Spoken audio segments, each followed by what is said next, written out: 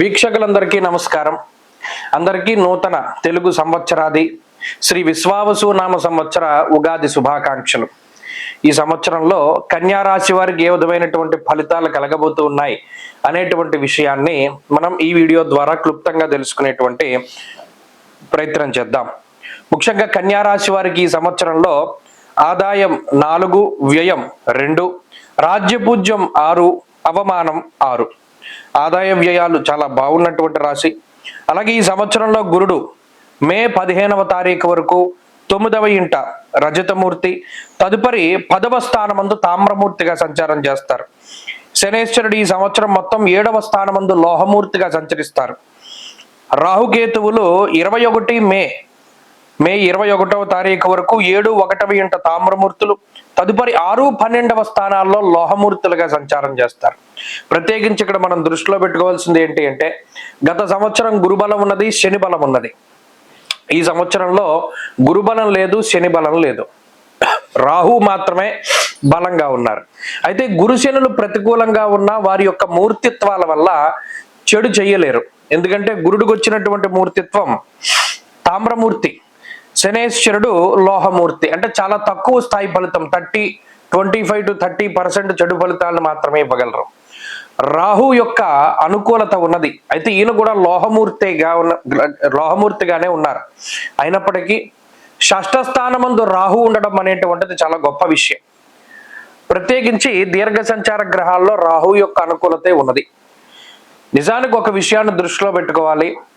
ఒక్క రాహు బలంగా ఉండడం వల్ల మిగతా ఏ గ్రహం ప్రతికూలంగా ఉన్నా తన యొక్క మాయోపాయం చేత చక్కగా ప్రతిదీ కూడా ఛేదించేటువంటి గ్రహం రాహువు.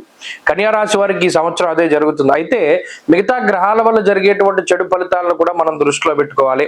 ముఖ్యంగా దశమ గురుడు నక్షత్రాల వారీగా వస్తే ఉత్తరా నక్షత్ర జాతకులకి ఈ సంవత్సరం కందాయ ఫలం 7-0-2గా ఉన్నది. మధ్యశూన్య మనోవ్యధ అన్నారు. అంటే కొంత మానసికమైనటువంటి క్లేశములు వీరికి ఎక్కువగా ఉంటాయి ఈ నక్షత్ర జాతకులకి, ఉత్తరా వాళ్ళకి. అలాగే హస్త నక్షత్ర జాతకులకి కందాయ ఫలం 2-1-0గా ఉన్నది. అంత్యశూన్య ధన నష్ట అన్నారు. కొంత డబ్బు ఖర్చు ఎక్కువగా ఈ నక్షత్ర జాతకులకి కనబడుతూ ఉన్నది. చిత్తా నక్షత్రం వాళ్ళకి కందాయ ఫలం 5-2-3గా ఉన్నది. అంటే సంవత్సరంలో మధ్య 4 నెలలు మినహాయించి, జూలై నుండి అక్టోబర్ మినహాయించి మిగతా నెలలన్నీ కూడా వీరికి యోగదాయకంగానే ఉంటుంది. బేసి సంఖ్యలే వచ్చాయి కాబట్టి. అయితే ఇక రాశి ప్రకారం చూస్తే దశమం వృత్తి, కర్మ, ప్రవృత్తి లేదా జీవన విధానాన్ని సూచించేటువంటి గొప్పదైనటువంటి కేంద్రం. అందులో గురుడు ఉండడం, ఆయన వృత్తి కారకుడై ఉండడం. జ్యోతిష్ శాస్త్రం అందు జాతకాల పరిశీలన చేసేటప్పుడు కారకో భావనాశాయ అంటూ ఉన్నది శాస్త్రం. ఇక్కడ దశమ కేంద్రంలో గురుడు ఉన్నటువంటి వాళ్ళు వృత్తిపరంగా దెబ్బతింటారు. ఇక్కడ గోచారంలో కూడా అదే జరుగుతూ ఉన్నది. ఏమవుతుంది? ధాన్యనాశో ధనచ్ఛేద వృధా సంచరణం భయం అన్నారు. అంటే దీనివల్ల ఏమవుతుంది? వృధా ఖర్చులు పెరుగుతూ ఉంటాయి. అలాగే ధాన్యనాశ, ఏదైతే మూల సంపద ఉన్నదో, మూలధనం ఏదైతే మనం ఇంతవరకు దాచిపెట్టుకున్నామో ఆ డబ్బు ఖర్చు అవ్వడం అనేటువంటిది జరుగుతూ ఉంటుంది. ఇక్కడ ఒక విషయం ఏంటంటే, ఉదాహరణకు ఏదైనా ఒక ఇల్లు కొనుక్కున్నారు, ఓ డౌన్ పేమెంట్ కట్టాలి, అది మూలధనంలోంచే కడతారు. ఇందులో 2 రకాలుగా ఉంటాయి, మంచిగాను చెడుగాను కూడా జరుగుతూ ఉంటాయి. కానీ ఖర్చు అవుతుంది అనేటువంటి విషయాన్ని గురుడు వల్ల మనం చెప్పుకోవచ్చును. అలాగే ఉద్యోగమున స్థాన చలనానికి అవకాశం ఉంటుంది. ఆస్తులు, బంగారములు ఇటువంటి వాటిని తాకట్టు పెట్టి ధనాన్ని తీసుకోవడానికి అవకాశం ఉంటుంది. ఇక్కడ ఏదైనా అప్పుగా తీసుకోవడానికి, కుదువ పెట్టడానికి, లోన్లు లాంటివి తీసుకోవడానికి ఎక్కువ అవకాశాన్ని కల్పిస్తుంది ఈ గ్రహస్థితి. అప్పు చేసి వాహనాలు కొనుగోలు చేయడం, అప్పు చేసి ఇల్లు కొనుగోలు చేయడం, ఇందాక మనం చెప్పుకున్నట్టు అటువంటి వాటికి ఎక్కువగా అవకాశం ఉంటుంది.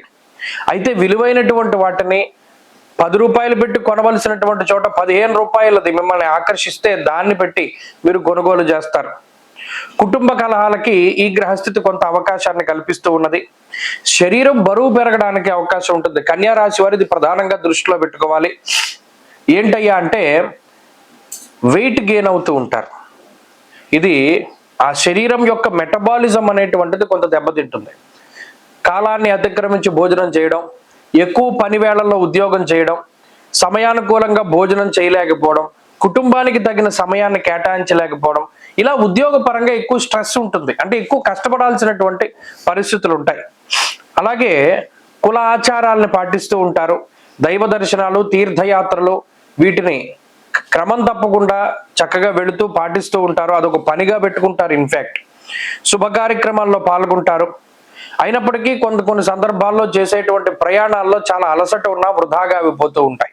కాబట్టి ఒక ప్రయాణం చేసేటప్పుడు అది జాగ్రత్తగా చూసుకుంటూ ఉండడం చెప్పదగినటువంటి సూచన.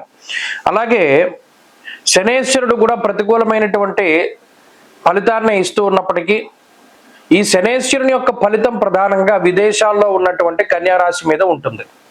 అక్కడ స్థిరత్వం కోసం ప్రయత్నం చేస్తూ ఉండేటువంటి వారు మరింత కష్టపడవలసి రావడం, లేదా విదేశాల్లో ఉద్యోగాన్ని కోల్పోవలసి రావడం, ఇటువంటి వాటిపై ప్రభావాన్ని చూపెడుతుంది.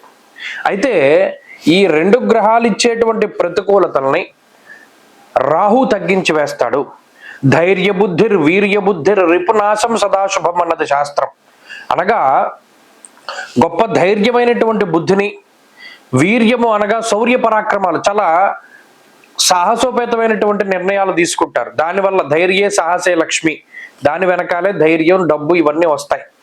కాబట్టి రాహువు ఎంత మాయోపాయాన్నైనా సరే పన్ని ఈ గురుశనులు ఇచ్చేటువంటి చెడు ఫలితాల నుండి కాపాడుతారు. ఇది చాలా గొప్ప విషయం. ఎక్కడా మోసపోనివ్వకుండా, ఎక్కడా మీ వస్తువులు దొంగల పాలు కాకుండా, ఎక్కడా మీ పరువు పోకుండా రాహు ఎంతసేపటికి కాపాడుకుంటూ వస్తారు. ఇది చాలా గొప్ప విషయం. శత్రువులపై పూర్తి స్థాయిలో విజయాన్ని ఆశించడానికి అవకాశం ఉంటుంది.